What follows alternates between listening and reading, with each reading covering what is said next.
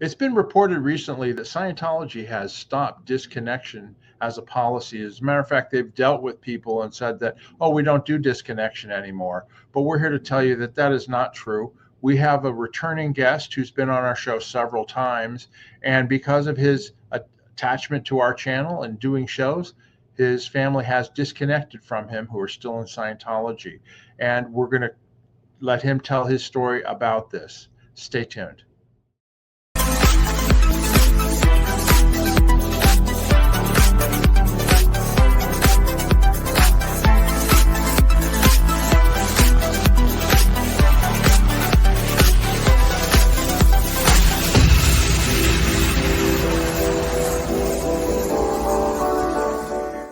Hello again, everybody. Welcome back to our channel, Scientology, Peeling the Onion. My name is Mark Fisher. I'm here with Janice, Gilham, Grady. How you doing, Janice? G'day. G'day, everybody. G'day, Mark. I'm doing good. And I'm looking forward to today's interview. Yeah. Because it's an old guest of ours and someone that I've known, I guess, 55 years. He was on the Royal Scotsman, the Apollo, with me. And then he was with us when we were in Clearwater. And then when Hubbard moved to the West Coast, he was with us there. And when Cine was set up, he was with us again. So he's got a long track, he and I and other people from the old days. And we've had him on before several times. But since he's come on with us, things have changed in his world.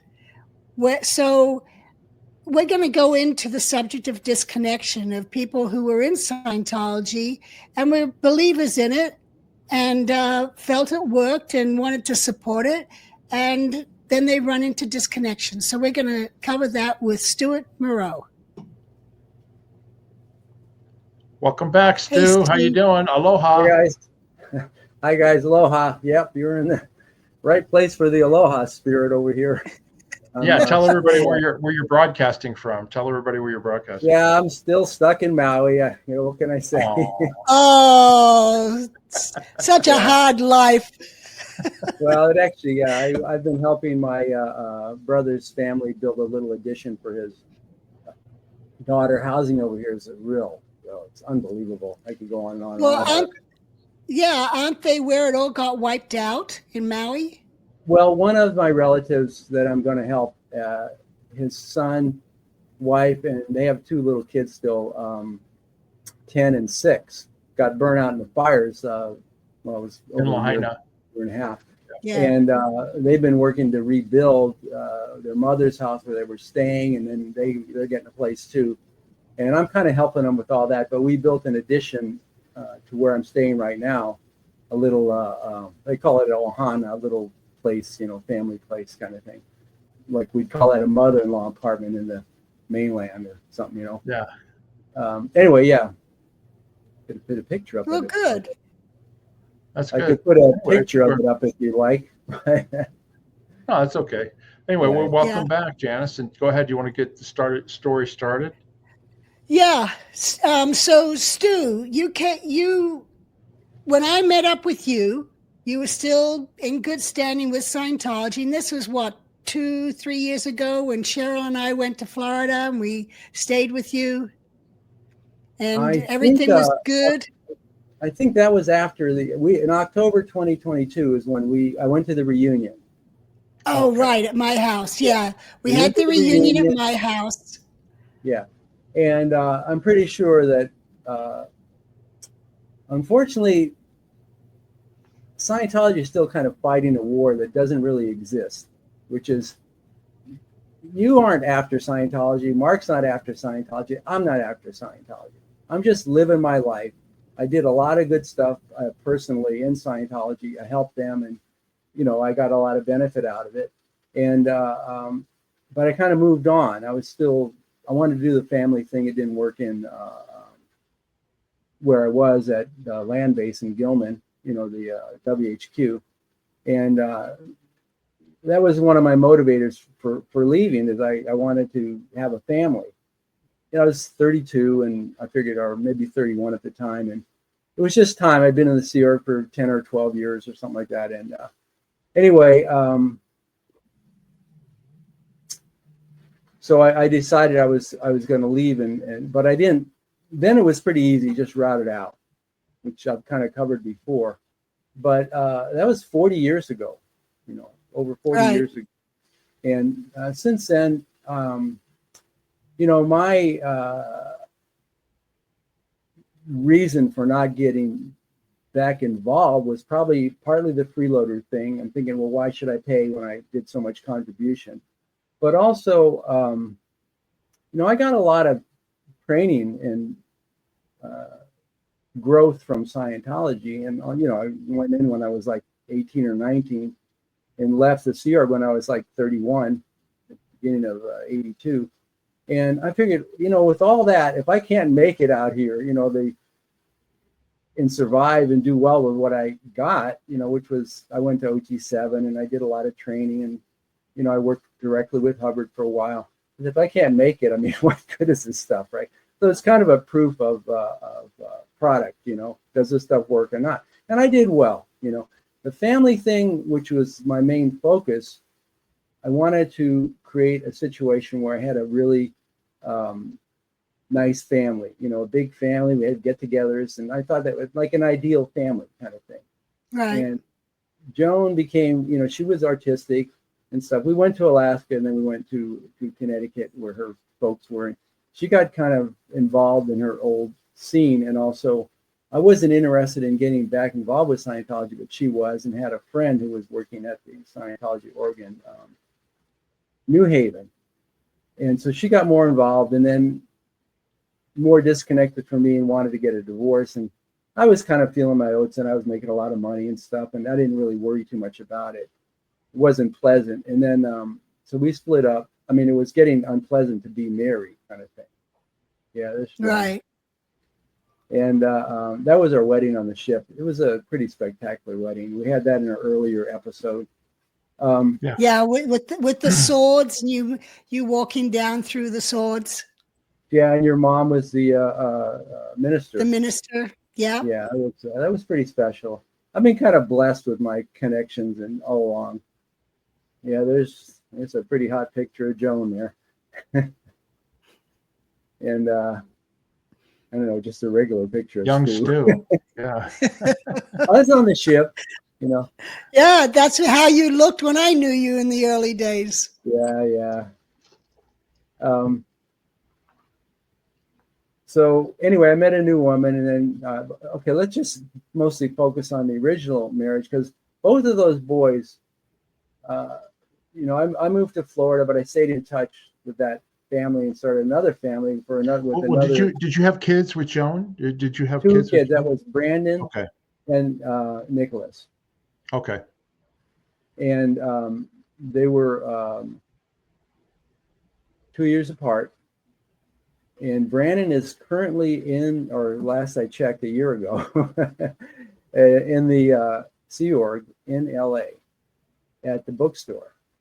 And the other one is a Scientologist, but he's on lines.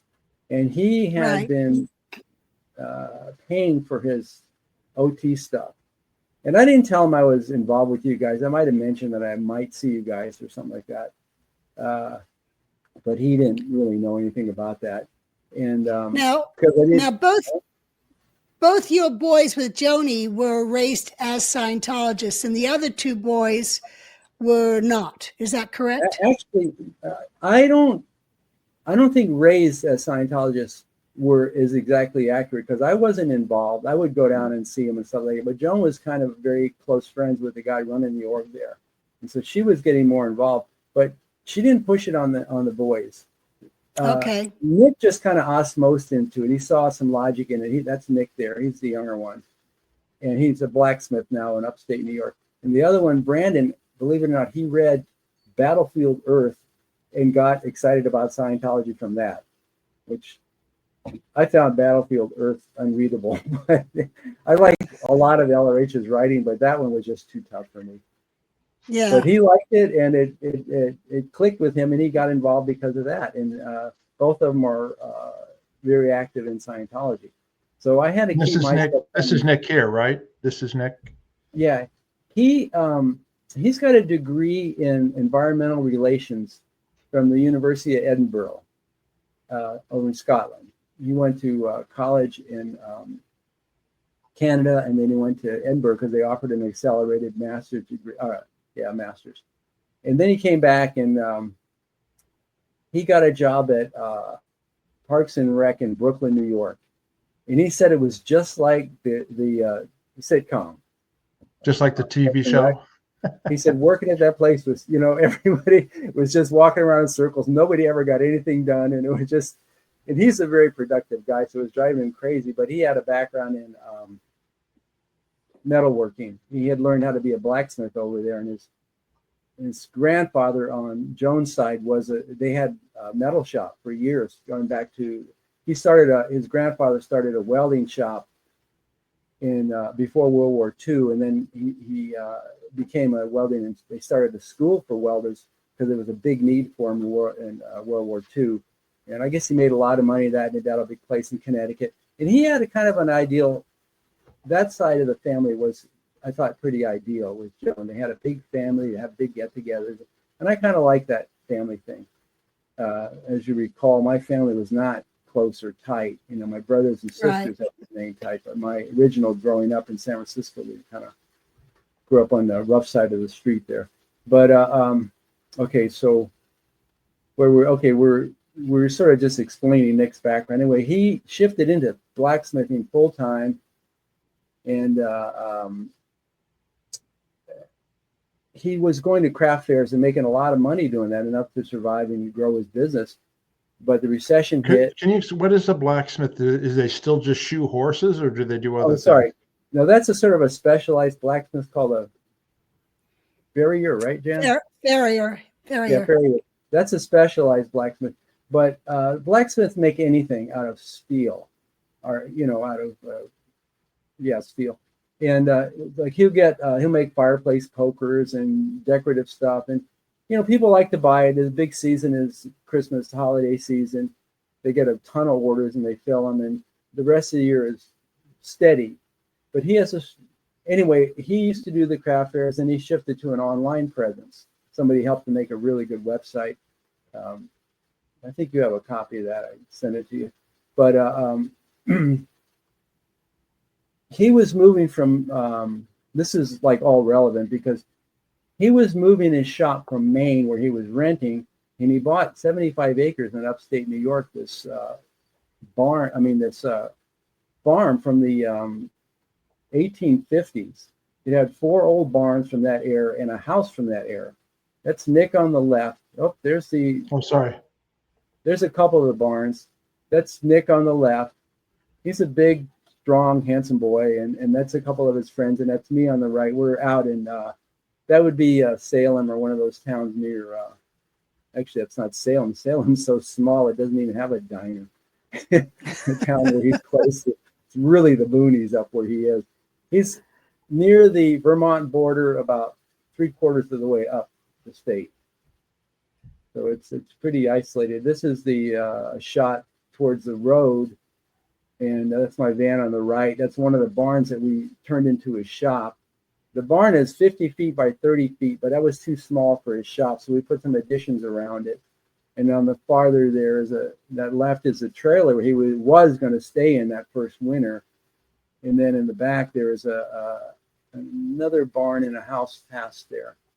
There was 4 barns on there, and they all have, if you like carpentry and stuff, they all have those old big hand-hewn beams and very antique old-time carpentry stuff. The house was amazing. The house was incredible. But one of these days, I was going to go up there and help him rehab that too, but I don't know if that's going to be happening anytime soon, unless Scientology changes or he changes, one or the other. Exactly. Yeah. Okay. And by the way, as far as that, let me just put in a little blurb for Jan. I sent that to you. Jan, I consider her one of the chosen ones. I mean, she grew up in the shadow of Hubbard, who, like it or not, he created a worldwide religion, new religion, applying a lot of past stuff to modern situations and making a workable technology that actually works pretty good. I mean, if you get into it, it's complicated and has a lot of stuff in it, but it does, I say it kind of gets rid of the karma effect where you're doing the same thing over and over again and don't especially know why. You know, that's when you get rid of that. But anyway, Jan grew up in his shadow, and now she's got this, she's always been, has this ability to just sort of pull people together and do things. And she's got this whole program going, not because she's mad at Scientology, but because she wants to correct Scientology, if I may say. Scientology has a very big problem because disconnection is the opposite of what they should be trying to do. Connection is, and for very basic spiritual reasons, I'm just going to get into that real quick, which is, you know, if we're talking about OT and OT8 kind of thing, you know, that's cause over, the old OT8 back in the early gray chart was cause over life, thought, and matter, energy, space, and time. So if you think about that, you go, wow, that's really cool. And a lot of people, when they're just thinking about themselves, oh, it'd be nice if I could magically move things around and stuff like that. But really what that is it's like, what happens if one person gets that ability, or a bunch of people do, or all of us do? It's like those are godlike abilities. And so really what it is it's kind of like we're all connected with and through and part of God. And I say Jan's one of the chosen ones because she was there with this whole new religious thing starting. And now we're trying to just, the connection part. So basically what we're really trying to do is reconnect. That ability, we probably, if we are indeed a part of God, we once had that ability because it wasn't something that we're getting better at. It's something we decided not to do. If we were connected and now we're not connected, it's because we decided to not be connected. And that's what led to all the chaos in this universe and wars and other kind of things, is people don't realize they're connected. You know, all Jesus added to the Jewish religion was, love and forgiveness and this idea about the everlasting life, pretty strong. It's, not much. And the difference I see you've been studying more than Scientology. Well, that's the thing. I actually, I've been focusing a lot on the God part of everything. And the Course in Miracles, right? Yeah, I've been doing that for, Scientology says, you sort of have to find God on your own. And that's interesting because when you go out to find God on your own, then they get pissed at you, right? So, you're a squirrel if you go and do something else. But it's interesting, there's a lot of ex-Scientologists that have gone the Course of Miracles route. Speaking of which, a couple of your relatives there, or close friends, Dee and Gail, are both very heavily into the Course in Miracles.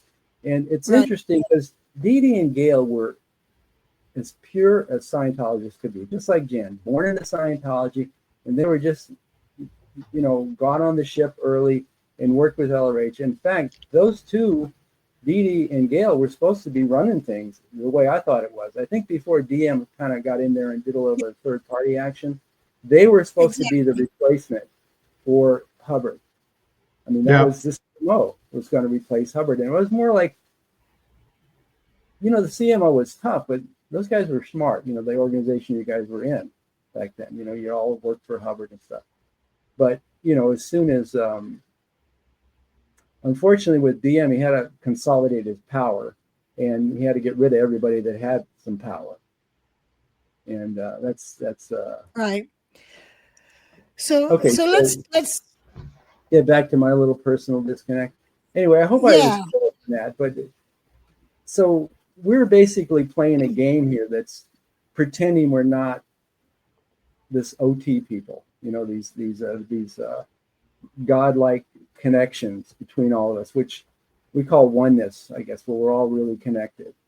And the problem with the people with the big egos like Hubbard and DM is they can't see that connection. They get to a certain point and you have to let that go. to have that connection. And forgiveness plays a large part of it. Forgiveness is a very spiritual experience where you have to recognize your fellow being as a spiritual being, a pure spiritual being with not especially a past and a future, because those are just memories or imaginary. It's just everything is right in this instant. And when you can recognize yourself and your fellow being that way, then you're connected to God. It's like everything takes place in this instant. Okay, so back to my little disconnection story, which we're trying to fix in Scientology. And one of the reasons I'm here is because I know those guys at OSA go over all this stuff. And one day, if not soon or in the future, somebody's going to say, hey, we got to fix this mess, this disconnection. Right. Mess. I mean, look at how many times you have to get kicked in the ass. You got Leah Remini with an award-winning show about disconnection. It's like, how do you be so stupid as to not say, hey, we're screwing up, we got to change something? You know, right. and then you look at the great chat and it cause over life. If you're cause over life and things around you, why would you need to disconnect? You should be able to handle that. If there's an issue, you shouldn't have to cower from it. That's what you smart Scientology evaluators call an out point. Right. It's like, how can somebody who's been trained to be OT and all this have to disconnect from a relative just because he said something bad about DM or maybe doesn't like Scientology that much? What's the big deal? Exactly. It's the same thing with any other religion. You know, somebody, if they're a true believer in whatever religion they're in, you can talk to them all you want about your religion, but if they're truly believe their religion, they're not going to change their view. They're going to say, hey, well, I appreciate what you told me, but this is what I believe, you know, and it should not be like, oh, we're going to cut you out of our lives because you don't believe the same as we do. I think in Scientology, that's like an excommunication they have in the Catholic thing. I think the only couple of reasons that a person should be excommunicated is, one, what they seem to joke around people's PC folders. That should be friggin' verboten. Nobody should be allowed to joke around with that stuff or use it for anything. That is like confidential, spiritual interaction. But there's a difference, Stu, between that and just talking to somebody about, you know, hey, you know, I've been reading this stuff about Scientology and it's really negative. What's going on here? Or hey, you know, are you sure you really want to be involved with that? And just going like, oh, I can't talk to you anymore because you're concerned about me. You know what I mean? It's different than if they go like, oh, you're full of this and you're that and you're this and you're that. That's different, you know? No, I was talking about it should be such a serious offense within the religion. That's one of the reforms they need to do, is make it that's very, very confidential. Yeah, stop discussing people's cases. Yeah, that's all. Just because they take notes, it's using that information in any way other than for case gain is it's just not right. You know, that's one of the things that they have to fix as well. Well, Stu, that is why one of the reasons that Scientology was banned in Victoria in 1965 was because of the case information could be used as blackmail material. And that's one of the reasons banning it. Well, they were doing it. They were doing it. That is, anyway, I was saying if there's anything that should be cause a person to actually be excommunicated, it should be violating the priest person. Penitent confidentiality. Yeah. Listen, I'll tell you one other thing too. The auditor's code too. But here's the other thing too. I mean, we have interviewed people who were highly trained auditors who are anti-Scientology big time, and they've been on our channel and this and that, right? But they will not talk about the people that they audited and that what those people told them. They still hold that trust of, I'm not going to talk about that because that's the auditor's code. You do not talk about things that people told you in confidence, you know? Yeah. And that's personal integrity. Those people have personal integrity. Yeah. Right. But you've got people like David Miscavige who violates that. Maybe he thinks the auditor code. Yeah. I don't Anyway, Can we get back to your son and how this all Okay, relates? I mean, we know what so disconnection is. I think you've so laid it this out is, pretty good. yeah. Well, I'm glad I got to say my little piece there. Um, okay, so I've known Jan forever, right? 50 years, and I left the Sea Org. 55. You gotta remind me. No, it's okay. We're all doing pretty well. I'm healthy. You're healthy. Mark's healthy. Um, but so, and I had a few people that left the Sea Org around the same time I did, and we had kind of kept in touch through whatever, at the very least, Christmas cards. I like the connection was kind of important because we had a camaraderie that's hard to duplicate in the Sea Org. Yeah. Whatever else is going on, you get on purpose with a team of people, and it's almost like that oneness thing.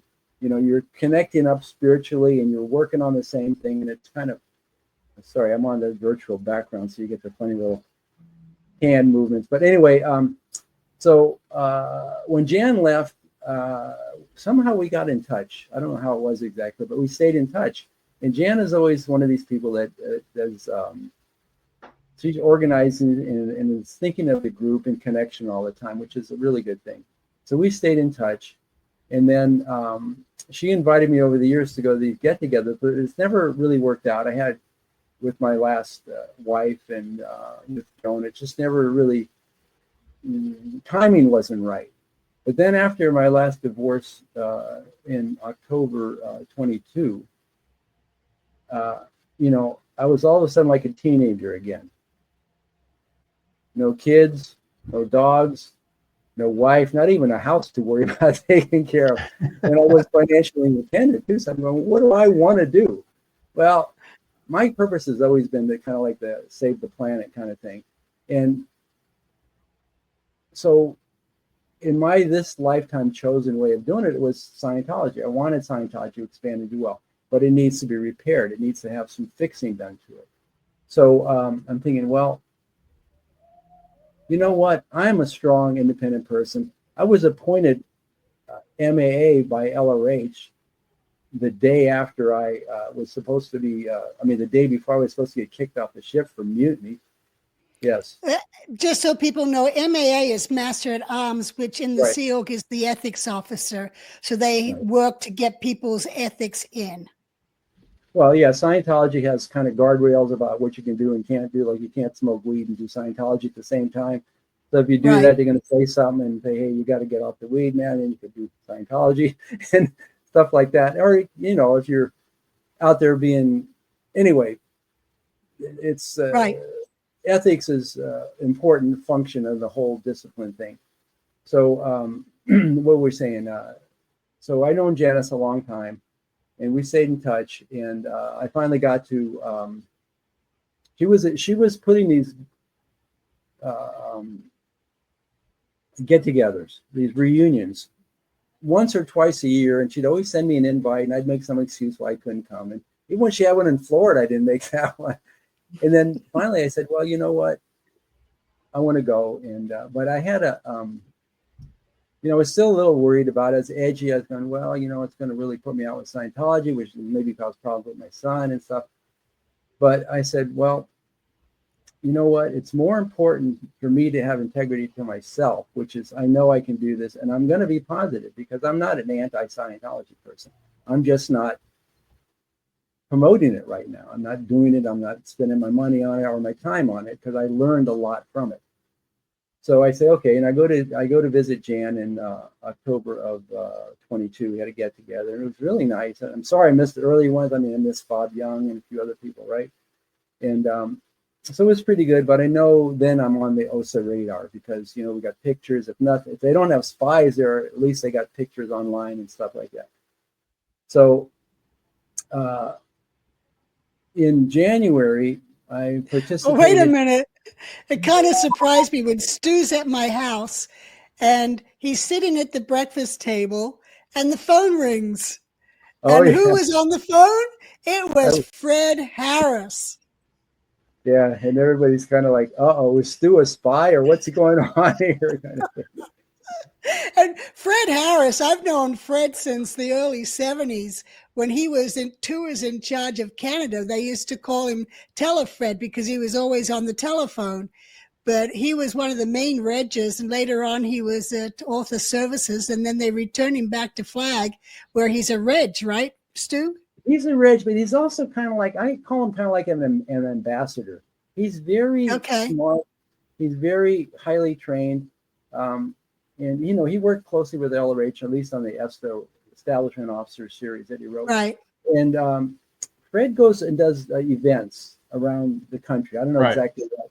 But I mentioned, I said, you know, I think I mentioned either LRH or DM is not the Dalai Lama anyway, you know, just as a comparison of some high spiritual figure. And he said, well, I met the Dalai Lama. Anyway, yeah, so that's a little later in the story, meeting Fred. That's actually. But he called on the phone. So Janice was like. Yeah, right in the middle of that. Oh, yeah. You talk about spiritual connections. He's like, Stu's going to the dark side, right? I better see what's going on. And he doesn't really know, but some things like that happen. I've had a lot of those kind of things where people just call me because I hadn't thought of them. I hadn't connected with them in years, you know, and then they just call me. I say, hey, I've been thinking about you. Yeah, I've been thinking about you. And boom, you know, so there's a lot. I've always been very kind of spiritually tuned in, you know. Anyway, so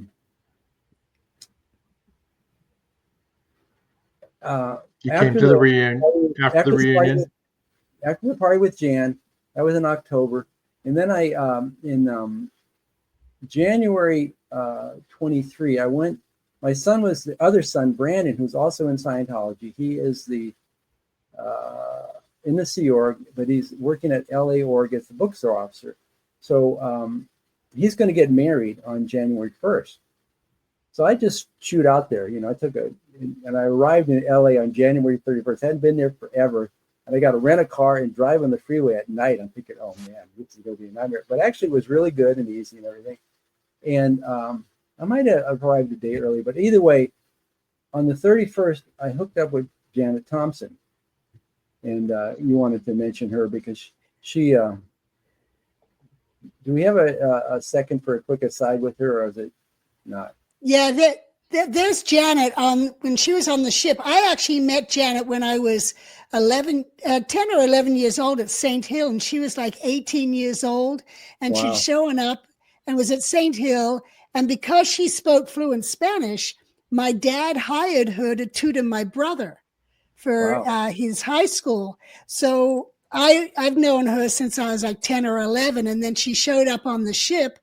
And again, because she spoke Spanish, she was put in the public relations to deal with the local officials. She was LRH personal PRO, right? Personal public relations officer? No, she was the ship's representative for a long time.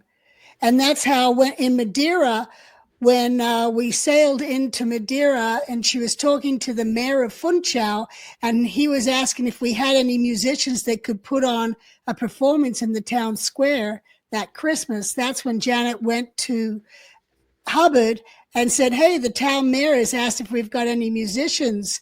Do you mind if we put a group together? And that was the start of the Apollo Stars. Yeah, I actually talked to her about that. I was surprised because I was sort of, I don't know, bragging or talking about how I helped start the Cine org. And she said, oh, well, I started the troupe. And she told me, I thought she told me they were having a jazz festival in Madeira, and that she thought that it would be a good idea to participate in that with a group. And she proposed the idea to LRH. And when he said, you better pull it off or you're in, whatever he said, deep shit or something like that, you know? And so she said, but it pulled it. Well, you know what happened to that. It grew into this. Yeah, she got musicians together and they all started jamming and practicing. And the late hours of the night to the chagrin of us who slept in B-deck aft there, because they used to practice on the aft well deck there. That's right. We got real good at earplugs. Anyway, and Joan got out of the RPF because she was a musician. You know, she was supposedly an RSer and then put in the RPF and then plucked right out because the musicians were needed. the personnel pool. Okay, that's me and Janet there at the 2023 break-in there. That's on And was this the first time you'd seen her in years? Oh, not since the ship. I don't think. Wow. She was, So it had been many, many years since you'd seen her. Yeah. Oh yeah. 40 or 50 years. Right. Yeah, like 50 years probably. But everybody knew me. A bunch of the old timers wanted to get together. I met a few more, Sheldon Mazel, and what's that guy Davies, the one who used to work in sound? David Wilson. No, Dave Wilson was the English guy. There was an Aussie that was in sound, big guy. Davis. Paul Davis. Anyway. No, he's South Paul Africa. Davis. Paul Davis, yeah. Okay. Yeah, he I got together with him and Sheldon and a couple others. We had a lunch at one of the places over there. So that was in January 23. And then later that month, I head up to New York, and I basically, my son was going to move from Maine, where he was renting, to New York, where he bought 75 acres up there with the barns and everything. He was going to turn one of the barns into a shop, and he had a partner that was going to, not that kind of partner, a business partner. He likes the girl. Okay. Anyway, and they were going to go in together. They did go in together, but then I warned them. I said, partnership, sometimes the quickest way to turn your best friend into your worst enemy. But it did unravel. But he ended up owning the whole thing, which is kind of cool that he can pull that off because it's not inexpensive. But he built. Right. So he needed help building the shop there. The point of all this is that I spent a lot of time up there that year. I went up there 3 trips. I flew up once and I drove up twice. And one break in between because we did that cruise in that year in October. Parked the van in Boston, did the cruise, came back to Boston, and shot back up to his place he didn't have a bathroom there. He was going to live in the trailer, but then he decided he was going to live in an add-on, an addition we put on the barn, but didn't have a bathroom. I said, okay, I'll help you put the bathroom. There was a little room off to the side, and so I built a bathroom for him. I tell you what, with the other 3 guys and the 2 women that were staying there at the time, there was a line waiting to get in that bathroom. No showers going on up there. Yeah, I was the hero for a little while up there, that's for sure. Got the hot shower going and everything. Because he'd already shut down the trailer by the 3rd time I was up there. And it was after October, so it was, freezing. Yeah. This Florida boy did not like the cold that much, but I got used to it. Anyway, and then after that, so I go back to Florida.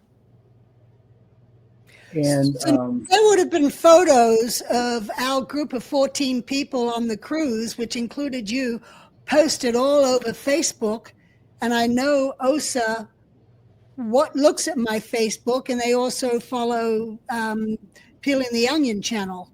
So they must have seen that there you were, having a wonderful time cruising around the world with all these SPs. Spanky, Janice Brady. Pretty heavy duty group of SPs there. We had Lynn and Bob Vick. We had Mike, all right. Mike Laws. Yeah. Louise Quirion. Oh yeah, is she a bad guy? She's such a nice lady. I'm a nice person too. Yeah, but I know you really well. Louise, I got to know her pretty well in the ship. Yeah, it was fun. She's really smart. She used to be a director. She's very smart, yeah. Dang. Anyway, all this talent that's another out point. All this talent that Scientology is wasting. Go through all this SEAL training, and then when you say, hey, listen, I want to move on, they friggin' ostracize you and turn you into this. Well, that's going to follow up here a little bit when I ended up meeting OSA. So I did actually a pretty intensive spiritual studies because I was trying to see how Scientology fit into the big picture, like as a new religion. How did the other religions evolve? Christianity, Islam, and Buddhism are the big 3. The Hindu is not really a religion; it's a community. Or it's sort of like there's a bunch of different religions. They bond together by the Vedic hymns and Upanishads, but I mean, all of it's kind of basic, but they went in different directions. But if you're born a Hindu, you're part of that group. So that's why they don't really count them as part of the big religions. They got Buddhism, Islam, and Christianity. And I'm thinking, well, they all started in conflict. They all were big society changers. And they took a long time to evolve. And Scientology evolved actually very rapidly. And of course, there's a lot of upset it causes, and a lot of people got sort of kicked to the side and beat up. And I'm not excusing them, because it would have been easy enough not to, like, for example, get mad at Janice and declare this person that is so super good at recruiting people. Imagine all the people, if you would have stayed in Scientology, and if they would have said, okay, Jan, we're going to give you an extra package here. We're going to give you a little money, set you up, maybe give you a place to stay for a while till you get oriented. Yeah, you want to start a bank? That's good. We'll help finance you and stuff like that. And great. And then she's a positive for them instead of this. You know, we got the onion, which is really, and by the way, I want just as a little thing on the side, when Janice, because I'm always thinking spiritual stuff, when she first mentioned peeling the onion as the name of this place, I'm thinking peeling the spiritual onion to get to the real spiritual self, not peeling the Scientology onion. But anyway, it's sort of like a parallel universe thing, you know? Anyway, sorry, what were you going to say? Whatever your onion is, you peel it. There you go. So I'm saying, how does it fit in, like, as this new religion? And I'm thinking, well, they all have a lot of conflict, and I'm really, but the things we want to fix are extremely important. And where all their problems come from is this disconnection stuff. I mean, the biggest ones, and then the mistreatment of people that are involved. I mean, if you're that good, you don't have to get mad at somebody that wants to do something else. You know, it's just stupid. It's just egomaniacal, that's something that's handled internally. And one day it's going to be, because Scientology does have a lot of truth. It's not only just reiterating stuff from so many other truths. You know, every religion has God. But no matter what the belief is with Scientology, the problem is all your freedoms that you did have are being taken away, and it's no longer, you know, about making your own choices. You're being forced to have to do things that you weren't planning on doing. Like what? Well, in the Sea Org, you know, your liberty was taken away. Your meal times were shortened. You know, if you wanted to be at a different org, or you wanted to have children, you couldn't. And these were all things that are part of life. And slowly they just be taken away to the point where it's like, well, wait a minute, this is not what I signed up for. Okay, well, that's probably true. When I signed up, I didn't. None of that stuff bothered me, because I signed up, I think they should be. I had no choice.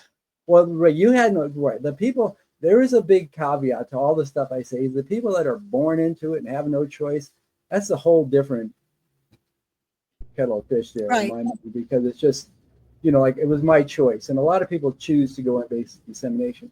But yeah, but Stuart, you did choose to have a family. You know, well, yeah, Sea Org members cannot have families. You know, so well, yeah, you were able to do that. You were able to do that, and what Janice is talking about, that was taken away. You know. Well, yeah, those are the rights that were sort of like gradually taken away. But nowadays, if somebody wants to join the Sea Org, I think they kind of know they're getting into. You know. Yeah. But I liken it to more like one of these. Like, you think about meditation, it's a very calm, easy thing to do. But if you get into extreme meditation, they make you meditate all night with no sleep, sitting in one position without moving. And you got to get good at that. That's like torture. TR0 the hard way. Pardon me? TR0 the hard way. It's a discipline. It's a mental discipline. And Scientology is a discipline as well. It should be a little more humane or human or whatever you want to call it. I think more of that needs to be introduced so it fits in. But we're talking about at the Sea Org level, so I don't know how bad it is at the lower level that they're that mean to everybody. But it rolls down. Well, I think you're right, but does have to be more humanity inserted into it, more kindness in that stuff. Stuart, let's get back to the point of the Okay, disconnection, right. because we've kind of gone off on a tangent. I start off my year doing all this study and stuff and just see how things fit in. And then I spent a lot of time in upstate New York with Nick and all that. Oh, no, we're in the end of the year already. And then I decide after the study, I did the thing with Nick, and then I did all this study. And then I'm thinking, what am I going to do with the rest of my life kind of thing? And so I say, okay, I'm going to go check out the org. I'm going to go to Flag because they've been inviting me and talking to me. And plus what I was spending all this time with Nick, he was trying to go to the OT levels, but they needed to have an invite. They invite you now. They don't just let you do the OT levels when you finish your requirements. You have to get an invite, which probably is a big security check. Every connection you might have ever had, which is kind of stupid because, why should they care? But apparently I had already done not only the meeting with you, but I did the cruise. So they were definitely on to me at OSA. But they can't tell him because then they have to admit they're spying, which is like, they don't really want to say they're spying. It was, look, we found out all this information. So they want him to pull it for me. They're saying, well, I don't know, maybe it's something with your dad or mom. I'm not sure. Because he's at Asho, St. Hill, your old hangout. He's doing his OT levels. He wants to do his OT levels over there because it's cheaper than doing it in LA, apparently. And he's all set up over there, and he's just spinning his wheels because they won't let him do the OT. He's done all the preps, he's done all the requirements, and they are exhausted the way they go through preps these days. But he can't get the invite. And he's saying, it's something with you, or I don't know. And so I say, okay, listen. And I kind of know what it is, I'm thinking, but maybe not. Because he's not saying it. To ask him for the program. They won't give him the program, the steps he needs to do. And so I call it. And Fred's talking to me. I say, Fred, you're a smart guy. You're all connected. Can you debug this thing with my son getting an invite to OT levels? Oh, yeah, I'll take care of that, man. No problem. I was on the phone, right? So he's inviting me to Flag. And so this was earlier in 23, right? So no, this was only 24 last year, right?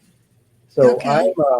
I'm there, and he's trying to reg me or clean up the stuff. And I said, look, I just want you to fix this thing with my son. Can you fix that or not?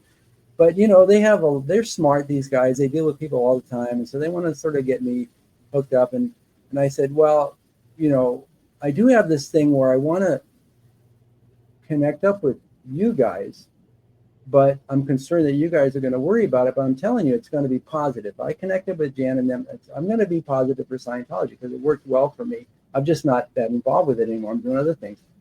Oh, this is an ethics matter. So he introduced me to this little woman who is the ethics officer at Flag there. Hold on 1 second. So you're saying to Fred that you want to connect up with us on peeling the onion, right? Well, I'm saying I probably mentioned that I might have had some connection, and I also want to connect up with you guys some more, thinking that telling him, I'm a good guy. If I do anything over there, it's going to add more theta, as Scientologists would call it, which is the pure spirit stuff, right? Well, that's just like when you first came on our show, you were heavily trying to promote Scientology and its goodness. Well, I wasn't promoting. Yeah, I was telling how good it was. I was saying, right, I was positive with Scientology. Right, but this was all part of trying to help Nick get onto the OT levels because you're saying how good it is and you're not anti-Scientology. Well, I told him that I would do something. I said, listen, if I get involved with Jan and her crowd, don't worry. I'm not going to turn into an SP. I'm going to put some good stuff over there. Oh, no, this is an ethics matter. So he's like right away channeling me over to ethics. And then, so that little woman there, she, I wish I knew her name. She was a little short thing. And young too. And I'm thinking, yeah, right. I've been appointed MA by LRH, and I worked with Hubbard all this time. And Jan, I said, yeah, well, you haven't got a chance converting me to anything, right? So she shoots me over to OSA, which is what does that stand for again? Office of Special Affairs, the old Guardian's office. Replacement Guardian's office, because that was what David had to do to look good for, I guess, the authorities. I got rid of all those guys that were causing trouble. Look, we have Special Affairs now. But anyway, they're the same thing, just a different name, right? And by the way, Fred told me there was no RPF, which kind of floored me. I don't know what's replaced it, if anything has, because they tend to, how it goes there. It's just renamed kind of thing. And it's not, you can only fool people so long is the problem. And I'm still not, Right. even though I'm saying this stuff, I'm not, you got to understand, Scientology has a lot of good stuff in it, but it needs to fix some very basic things to become publicly acceptable. Or it's going to stay like comparing the Jewish religion to the Christian religion. A few little changes, and it's the biggest religion in the world, and the Jews are marginalized. They have a good religion, it's just very marginalized because it's missing a few things. Jesus just added a couple of small things to it. Right. Love, forgiveness, and the spiritual connection, maybe a couple other things too, but it's basically Jesus was Jew. Right. So you were turned over to Office of Special Affairs. Right. So I'm there with Kathy and them. And what's her last name? That one, you know her. True, Kathy True. I've She's never been- met her. I just know she dealt with my father, and I have a very bad thoughts of how she deals with things. Well, she's very smart and very focused, but very narrow thinking. She Right. just toes the line, and that's it. If you don't do what basically command says, because okay, so we're having a back and forth in their little office with two witnesses, that little MAA and another taller woman, three women, and they're and I mentioned, I said, yeah, I'm thinking about going on the Onion. But if I do, I'm going to say positive stuff about Scientology. I'm giving them all the rope they need, right? I'm saying, look, if I do anything, and look, I was trained by LRH as an MA. He appointed me as he saw something in me. I'm good with this stuff. I'm not going to be effective, these quote unquote SPs, and I'll put a little more positiveness, towards Scientology in that area. And me, and they're wondering, why are you coming back after being gone for 40 years? And I'm going, well, then I try to explain to you, I just sort of rehabbed. My family stuff was all done, all that stuff that I wanted to do, and Right. Actually sort of learning how it is really on the outside world here. That's what I did for 40 years. To see, working with people and becoming not a Scientologist and seeing how it really is on the outside world. And there's a lot of brilliant people out here. How people make it through life without doing something like Scientology amazes me. But because that gave me a lot of basic, stable ideas and ethics and morals and all these kind of things. People get it from religion. That's one of the good things about religion. So you're what with happened when you were Kathy. true? Okay, so I'm at OC there with them, and I'm trying to just explain to them about, you really need to integrate. And I think I had glommed onto the what is greatness thing, where LRH, it's hard to find anything from LRH that explains about love, almost nothing about forgiveness and God. Those are subjects that are kind of missing from Scientology, and they kind of brush it off, say, well, you got to find that on your own, which I have.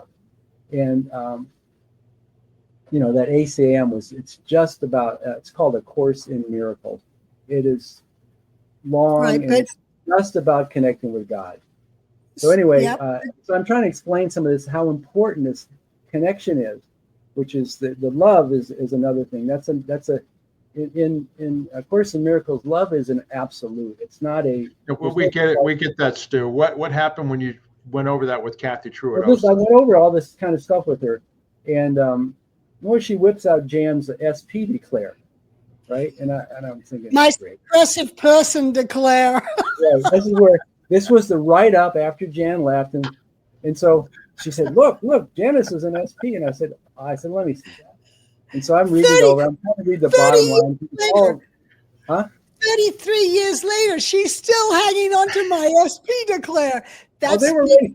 Special. I'm a special person. SP, special person, exactly. You are.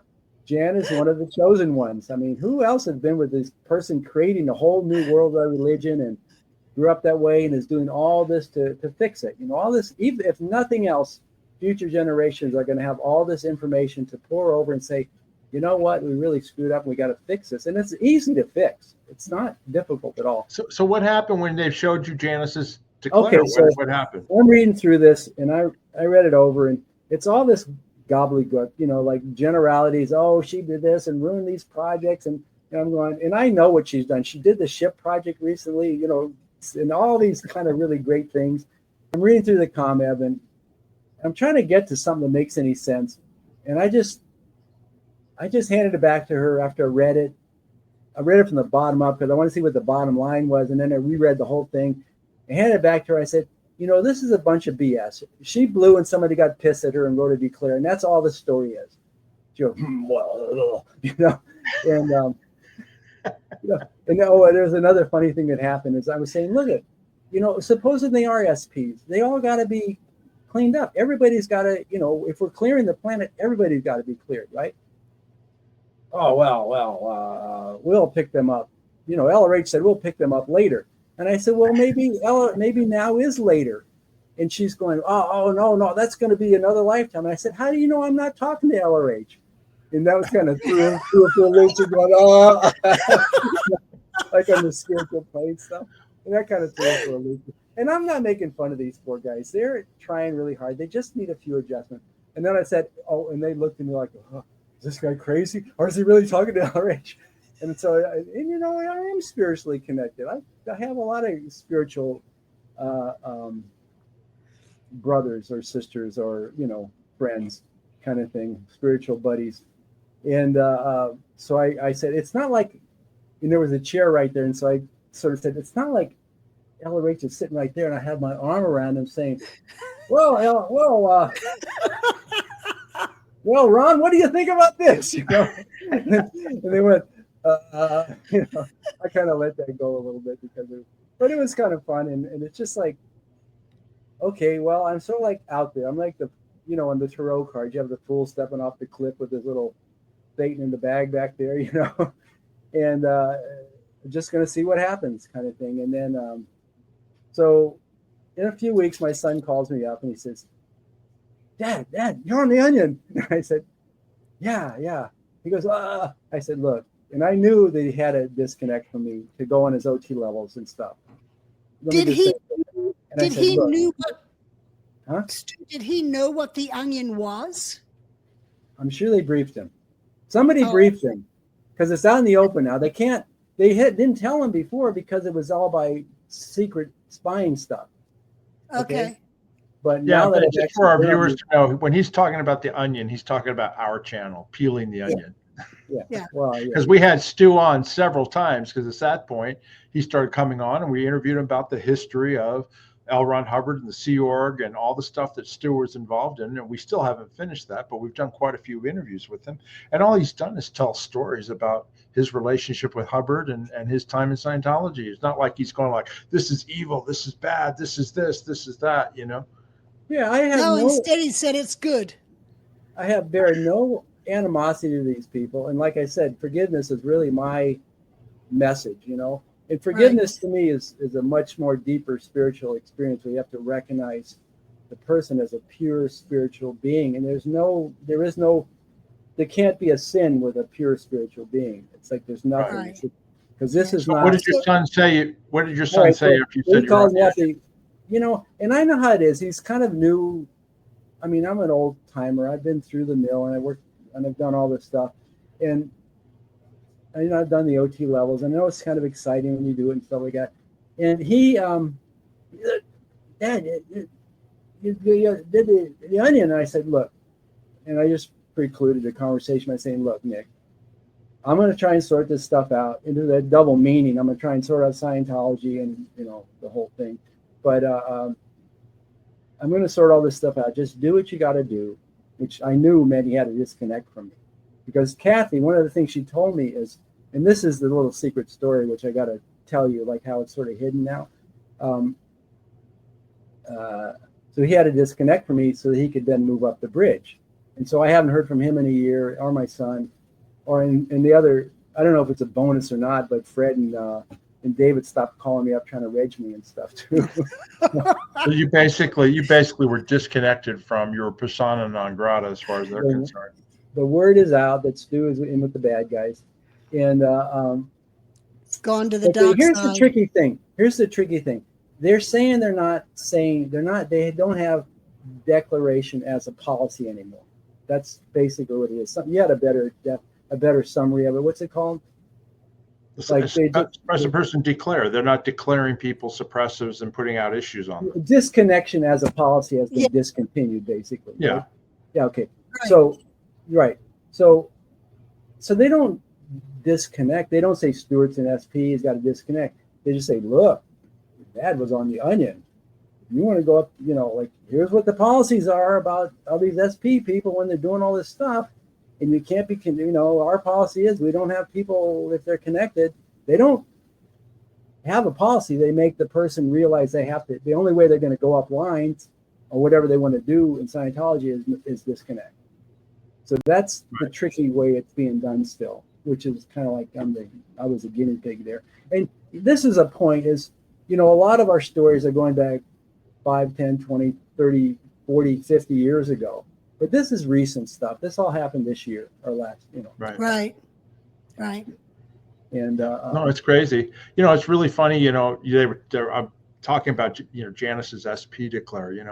I don't know. I've never met somebody who's been declared an SP since I left Scientology who wasn't exactly the same way they were when they were in Scientology. They were still the same nice person they were back then. You know what I mean? Well, they didn't all of a sudden become evil. Exactly. But if you want to see an example of what Scientology accomplishes, you look at me. I was born in Scientology, so it wasn't that I came in and found it. I was born and raised with Scientology technology, and then Hubbard took over as a fatherly figure for me, and I had that experience for all those years. And both my parents were considered perfect Scientologists. So you attack me, you're attacking what basically created helped make me who I am. Yeah. So if Scientology incredible. has nothing to do with it, it's just me.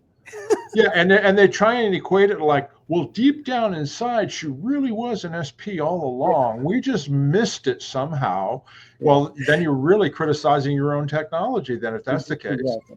And besides which, by the Exactly. time you're doing OTs or even basic Scientology stuff, you should be strong enough, like just TRs, the training drills, learning to confront and handle things. You're training somebody to be what Hubbard would call, I think homo novus was a term of your new human, and that's a great idea, except for is homo novus so friggin' mentally weak, he can't even confront somebody that's like a little bit mad at them or something. They have to disconnect from their mother or father because this disconnection is the biggest problem because we were still true believers when we left and got kicked out. Yeah. We still believed in what we believed in, but then they decided to make us enemies and attack us and fair game us and do all this other stuff. Yeah. And then you start going like, what is going on here? And it just, they create their own enemies in Scientology. Yeah. All the time. They attack families, they attack friends you're connected to, anything like that, and it's just ridiculous. That's stupid. You see, when I went into Flag to see Fred and Osa and all that, it was my intention. I said the best ideal scene is if I could just sit down with DM and give him a talking to. One of these days, if there's anything positive about DM, is he has the ability to change Scientology, and he could change this whole policy if he wanted to. Absolutely. He just has to be willing to make that change. Right. He has to have a little bit of maybe a little God realization kind of thing would be good. But and a little more connection. Look at it this way, Stu. Before Nick had to disconnect from you, at least you got him a bathroom. Yeah, and a bunch of other stuff. I probably did about $25,000 worth of work for him up there. All the stuff I did in the time, we paid for parts, but it was, I did a lot of really good stuff up there. And plus he's, it's really important to me.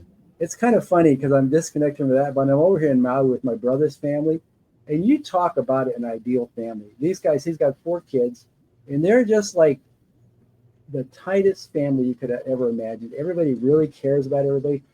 I had when I moved here, there was 11 people living in this house.